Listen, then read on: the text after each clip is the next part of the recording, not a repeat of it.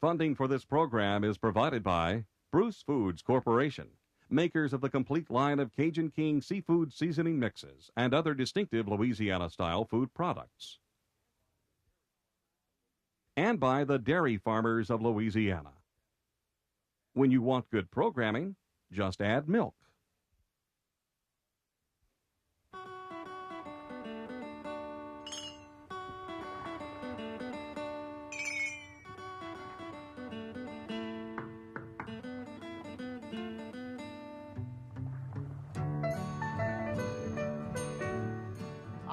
Louisiana.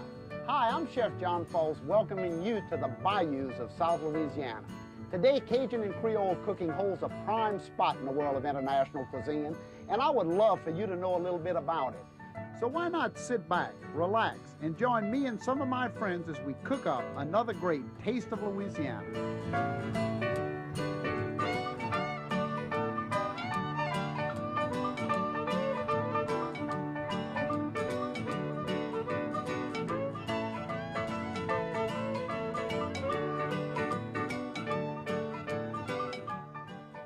Everybody, and welcome to Taste of Louisiana. I'm Chef John Folse, and nope, I'm not hiding behind a mask this morning. It's Mardi Gras time. It's Carnival time in Louisiana, and we're going to talk about all of the great foods associated with Carnival, as well as the traditions. So pick up the phone and call your best friend, because they're going to be mad at you if they miss this show. Everybody knows about I guess Mardi Gras parades and all of the great traditions that happen as far as Carnival is concerned, with the parades and the parties in the streets. Here we see some float building going on in the city. I guess this is Blaine Kern's operation, the most famous of all of the float builders. They'll start to design the floats early on in the year. Fact is, right after Mardi Gras is over with, they'll start deciding the themes of next year's Mardi Gras and start to build the floats.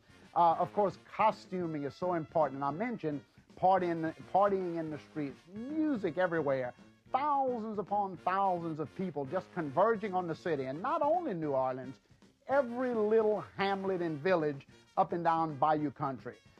Here's the great King of Carnival, and notice those elaborate costumes. Here's what queens or maids, I guess, just beautiful.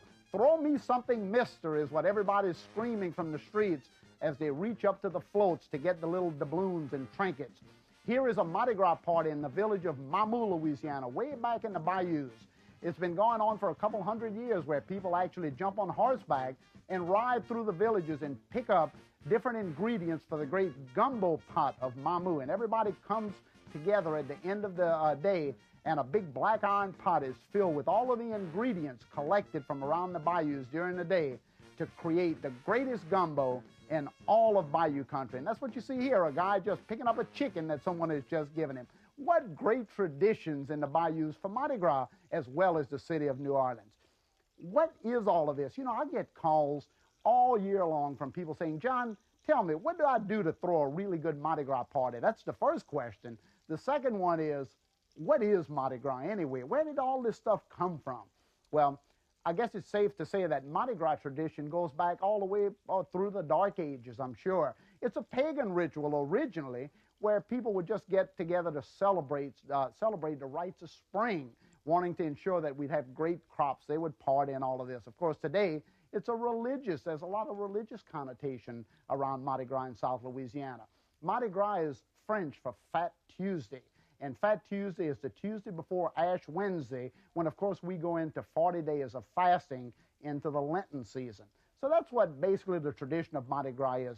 The first Mardi Gras in New Orleans, 1699, when the French explorer Iberville landed at the mouth of the Mississippi River and realized that it was the day before Ash Wednesday, and got all of his men together for a little merriment and fun before Ash Wednesday, 1699. And the spot that he had that little party is today called Bayou Mardi Gras. Naturally, parades started at the end of the 1800s, and all through the bayous and swamplands, and of course, city of New Orleans, down Canal Street, the great Mardi Gras is the first one, the first parade, the Mystic Crew of Comus, the oldest one. And of course, Rex is king of Carnival. But we'll talk about all of those, but we also have to cook. It's my great little mask. I love this thing, but I can't cook with it, so what, I'll put it right over here somewhere. First dish. Well, There's so many foods associated with Mardi Gras. Where do you even begin? Well, one of the dishes that I always love, the earliest of breakfast items on the menu in New Orleans on Mardi Gras Day is a dish called Sherried quail. We have a lot of wild game in Louisiana, so naturally quail would be an obvious dish for Carnival Day. So I've started off by browning some quail already in this nice old brown Dutch oven, but what I have here on the plate is some little bone quail. These of course have all the bones in them, and these are nice little domesticated quail, and they're nice and plump. The breasts are real nice and full, and that's the important thing. These are not deboned. I'm going to flour them just lightly here, and of course season them with a little salt. The flour is lightly seasoned already, a little pepper, and then into the black iron pot. And in this pot already is 4 quail that's been browning in just a little bit of any type of oil that you would like to use. I'm using just a vegetable oil here, but feel free to use any oil that you would like if you're worried about cholesterol and fats. Of course, pick the oil that you would normally use. As you can see, these quail have been browning for just a couple minutes on all sides, and what I'm going to do is brown this one and flip it over so that it's nice and coated. We don't want them all the way cooked, but we do want them nice and brown. And at this point, we will top it with all the great seasonings of Louisiana.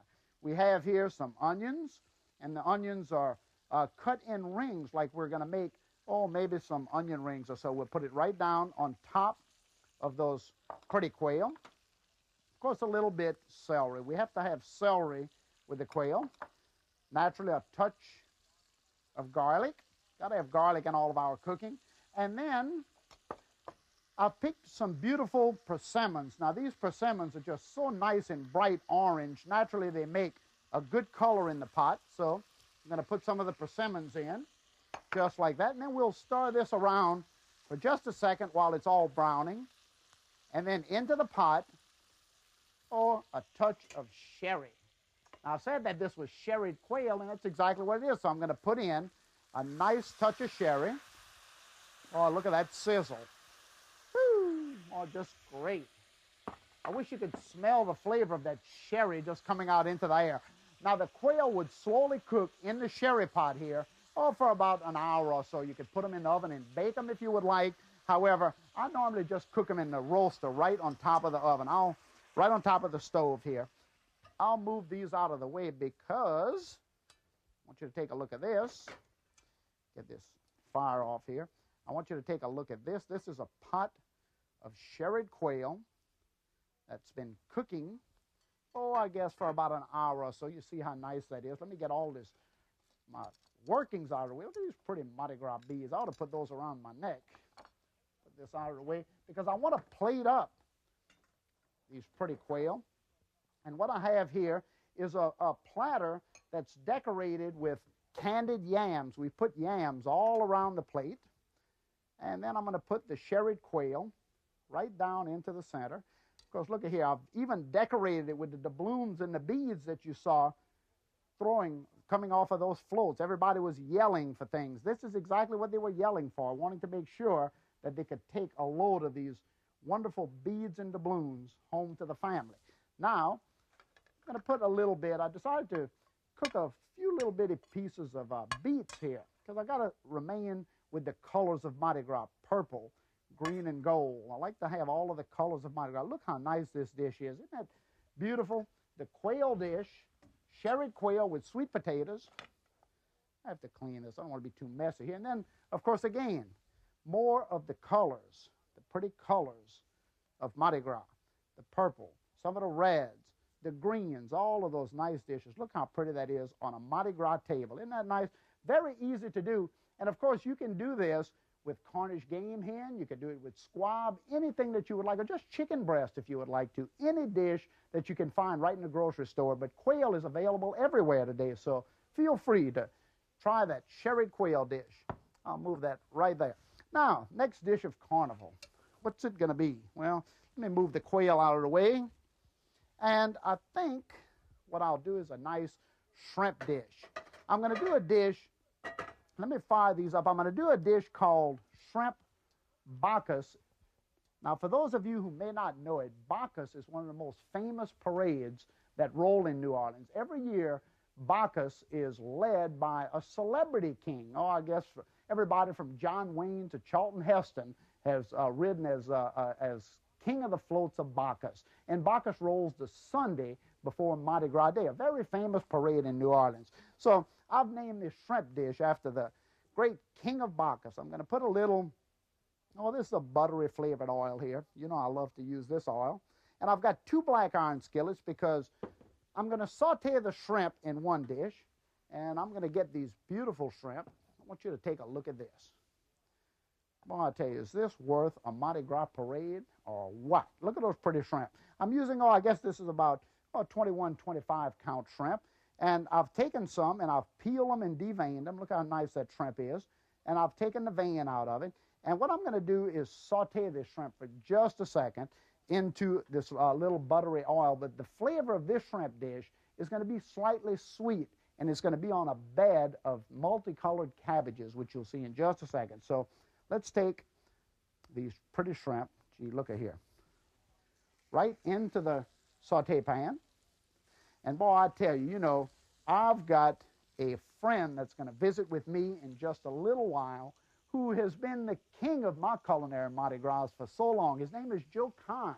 And Joe is, well, he's the headmaster of the New Orleans School of Cooking in the city of New Orleans. I know a lot of you already know Joe, but he's going to come on just a little bit later, and he and I are going to do a couple of dishes together. But he knows a lot about the history of Carnival. And boy, I tell you, he is a wild and crazy guy. So Joe's going to be out here with us in a little while to help us out. Okay, move this out of the way.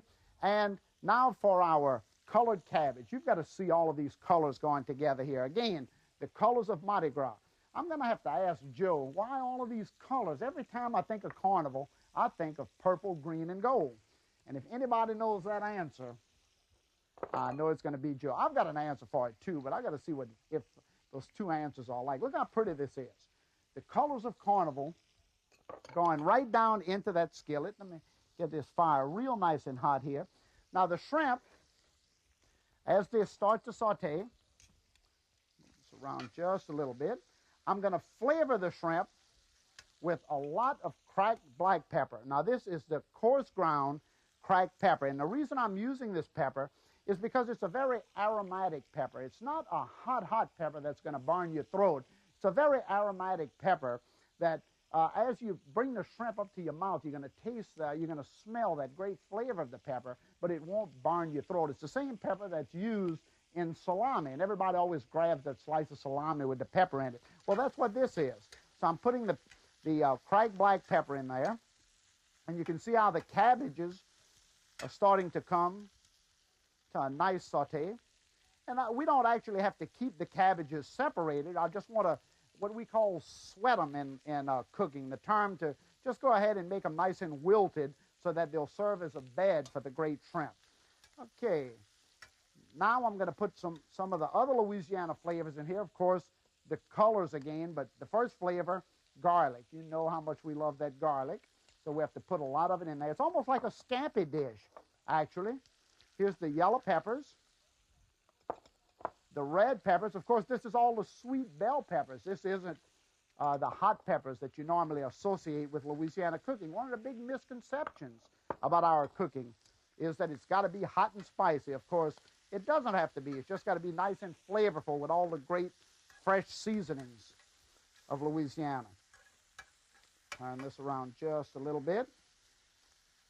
And then the special flavor that's going to go into this dish is Louisiana cane syrup.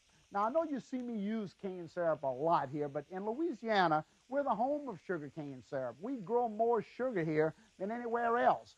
So naturally, sugar is something that we find in a lot of our cookings. Here I'm going to put a little cane syrup into the shrimp, but I want you to look at what I've got this cane syrup in. This is a little bitty cow horn cup. Now, of course, in the bayous, the Cajuns needed to make receptacles out of whatever they could, so cow horns were available, so they would always use one of those to make a little cup with, and I'm going to put the syrup right down into the shrimp like that. And then again, a little bit sherry. Now, I know how hot that is, so I'm going to imagine the great flavors coming together in that shrimp pot. Now for the colored cabbages. Look how nice the cabbages are. They've all wilted right down into the bottom of the saute pan. Of course, you remember they're just sauteing lightly in butter. And what I'm going to put into the saute pan now is a little Alsatian wine. The wine is just a little slightly sweet. Just great. It's an Alsatian wine that's just sweet enough to flavor the cabbage so it'll complement the shrimp. Now let me see. I know I have a little plate here. You've got to see how all of this comes together nicely. I'm going to put the cabbage onto the plate first. All the colors. And of course we can mix them together. This is just going to be a little bed for the shrimp to relax on this great Mardi Gras day. All the great flavors. Again, color is so important. And then for the shrimp, to finish seasoning it, I'll put a little, Worcestershire sauce, not too much, and then a little Louisiana hot sauce to give it the spiciness that we're looking for. Again, just a real pretty dish. I want to bring this right here. Why is this beautiful? Look at here. And then the shrimp would go right on top of the bed of cabbage. Isn't this just terrific? Look at all those pretty colors coming together right on top of the shrimp dish. Shrimp Bacchus, named after the great king Bacchus of Carnival.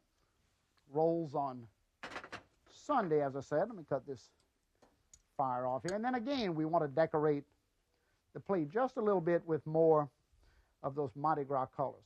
Just a very, very simple dish to do, but imagine the great flavors that have come together in this shrimp Bacchus dish. Just a very simple combination of cabbages. Of course, the gold that you saw in here was carrots. We took the carrots and sliced them really, really nice and thin.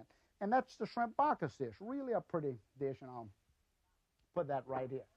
Now, what other foods are associated with Carnival? Well, one of the main ones that I know that you've all heard about, read about, seen, and even tasted is this great dish right here. The King's Cake of Mardi Gras. Isn't this absolutely beautiful? Now, I want you to think for a minute. This cake goes back in tradition to the year 1500, some say. And actually, it's the cake of the Epiphany. This cake is normally made around January the 6th, which signals the beginning of Carnival. And everyone would get together and bake one of these cakes, and inside the cake they would bury a little bean, and whoever got the piece of cake with the bean would be considered the king for the year in the little village. And of course that tradition came down into New Orleans, and the cake is always shaped in the shape of a crown, and then a little baby. Fact is, I want you to look, if you can see this little bitty baby that I have in my hand here. That little baby is buried inside the king cake and used, of course, for the same purpose. Whoever finds the baby has to throw the next Mardi Gras party. He also gets to pick the queen of Carnival. Mardi Gras, a wonderful tradition. And let me see, we have some king cake cookies right over here, but I want to show you this. This is a jester's crown. And the jester's crown is made with a fish mousse. All of the nice fish and crab meat cooked together. And then the little jewels are made with, of course, cherries, black olives, all those great things. It's a nice party dip served with, crackers or whatever else you want to serve it with. Great, great, great tradition in Louisiana is some of the party dips of Carnival. All right, well, that's our quail and our shrimp and all those great things. Well, I promised that I would just bring out here a wild guy, one of my great, great friends, because he's going to help me do a muffalata. Fact is, it's going to be the king of the muffalatas he and I are going to make. King, you talk about King John. Hail the king, the king of Carnival. Thank you. And you know, about royalty and about, don't die. No, I won't. No. It's not that I got a frog. Oh, I got a baby in my mouth. Yeah. Chewing on some king cake back there, you know. Hey, you throw the next party, don't forget. Hey, if I can have the quail, if I can have the shrimp, I'll throw the next party. Hey, what a great pleasure it is to have you here today. The king of Carnival. When we talk about costuming for Carnival, that's the epitome right here, dressing up, and look at all the great. Where do you get these things? Great. I had to say, John, that you may think it's a costume. For me, I woke up like this morning. You know, it's interesting that when it was said about beads, some people don't understand what we're talking about. And these are what people call trinkets. They're beads. The long ones we call pearls. We even throw those crawfish off. And, of course, the best are the doubloons that people will throw in the air, and there's no sound like this that people know other than in South Louisiana to rush for doubloons. New Orleans is steeped in tradition. And in looking at all this food and listening to when you were cooking the food, that's what Carnival's about, Louisiana food. That in everybody's kitchen, when they cook, they do whatever they want. And on Mardi Gras Day, which is so apropos named Fat Tuesday, you know, not like Thin Tuesday or Dieters Thursday, you know, it's Fat Tuesday, that people go out the day before Lent and just do whatever they want without hurting anybody. That's the fun part about Carnival. You know, we were talking about purple, green, and gold as the Mardi Gras colors. I see your face is painted purple, green, and gold. Is it? Yeah. You know, all that glitters is not gold. Some of it's green and purple. Where did that tradition originate? Everything's purple, green, and gold. Well, you know, there were no official colors to Mardi Gras until something like 1872. And they needed a costume. And the only costume they could find was somebody in a play of Henry III. And he happened to have green, gold, and purple, the crown being gold, and he had green sequins on a purple cape. And so that in 20 years later, they decided not only to have colors, but they should name them after something. The gold meaning power, the green meaning faith, and the purple meaning justice. Well, I know every time, even the foods, every time we think of Mardi Gras, we think of it. And the flags of Mardi Gras, purple, green, and gold. And it's every year on Mardi Gras Day, Canal Street is lined up with the purple, green, and gold flags of the king. So I know there had to be a tremendous tradition there. We saw a little earlier some of the village scenes of Mardi Gras. Every little town, I know in the town of Thibodaux, Louisiana, is the famous Fireman's Parade. In my own hometown of Donaldsonville is King Jolly Goodfellow. And every little town has their own traditions. You know, Madisonville, Louisiana, has a boat parade. And people line up. I think that's the fun part, that when people talk about parade and people talk about Carnival, sometimes they don't understand exactly the difference between a parade, like people see the Rose Bowl parade or the Orange Bowl parade. And I have to say that people around the country thinking, that's a good, or the Macy's Day parade. Big deal, people. The only thing that you can really do is watch and wait. Oh, look, there goes Snoopy. Oh, isn't he cute? But in Mardi Gras, it's participation. It's the people on the floats. And these things that people will spend from $300 to something like $2,000 or $3,000 in order to throw so that people can catch. And then people always catch them. They come to Mardi Gras, they say, gee, after I catch all these things, and people will have bags of them, what do I do with them? I caught them, I push people out of the way, I got them, what do you do with them? Well, you go back home and put them in your bead drawer. Everybody down here has a bead drawer.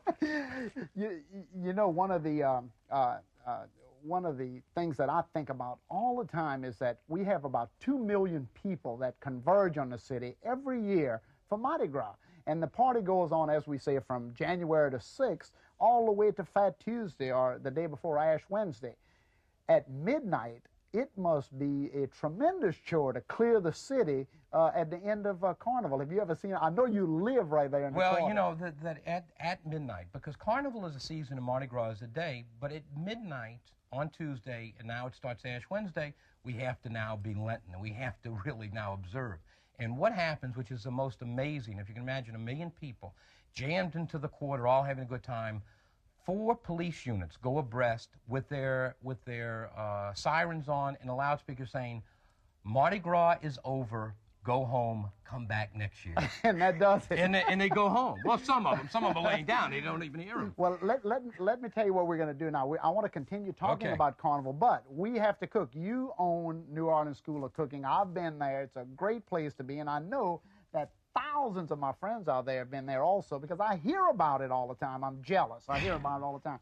What I want to do is we want to make a muffalata. Now, Muffalata. Of course, now, everybody knows about muffalatas, but I've got the meats of the muffalata right here, and I want you to look at all those great meats. We have what? We have mortadella. Mortadella, we got some salami, some good salami. That's a very important. Some ham and some provolone.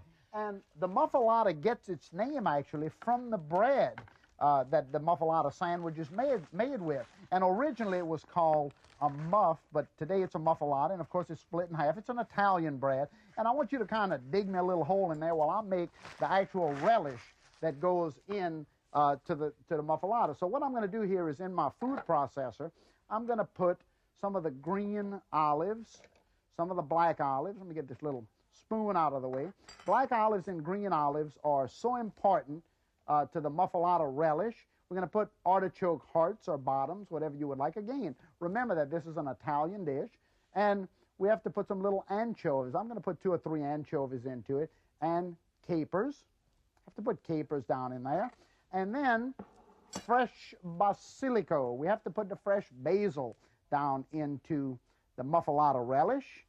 Right down in like that. And then, of course, olive oil. You know how I love my olive oil bottle. Put the olive oil right down into the food processor, just like that. And then we'll whirl this around for a minute here. And this will actually make the relish.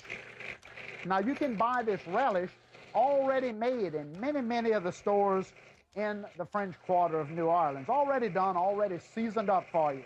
But I'm going to whirl this around just a little bit. I had a little salt and pepper. What else should I put in here, Joe? Well, you know, I would say garlic. I'd say, hey, Al, you couldn't be an Italian without a garlic. What's the matter with you? A little spoon of garlic. You've been going down to Mamu and then catching that chicken too long, you know? All right. You know, that's the interesting thing, that people around in this area, and people say, well, what is he making a sandwich for Mardi Gras? That when we go out on the street, we go out early in the morning. We'll catch the Zulu parade, which is early, or we'll catch a Pete Fountain parade. And then the Mardi Gras day, they will last from Rex and all the truck parades where the families take part all day. So you need a sandwich that you can go on the street. In a Muffalata, this bread, they normally say it feeds from 1 to 4 people. I'm the one. Normally feeds 4 normal people. This originated, actually, as legend have it, on Decatur Street in New Orleans. It's a New Orleans Italian sandwich. We always put some down on each side and some of the olive oil on top. And it's hard to say. There's the great debate. I kind of like the ham on the bottom, then the salami, then the mortadella. And the harder the salami, I think it's a little bit better. Okay, so once all the meat goes onto it, then the sandwich is coated just like that. And, of course, here's one already done. Look how beautiful this. Boy, is that gorgeous. Isn't that great? Look at all the colors of Mardi Gras. Joe, thank you so much for being here today. We're going to sample some of this, and I want to thank everybody for visiting with us here in Mardi Gras. And There's I want you to come back. here. Hey, come back next time and visit as we cook up more of these great Taste of Louisiana. Y'all come back. How's the Muffalata? Hey, I got another baby in here. Muffalata, let me get mine.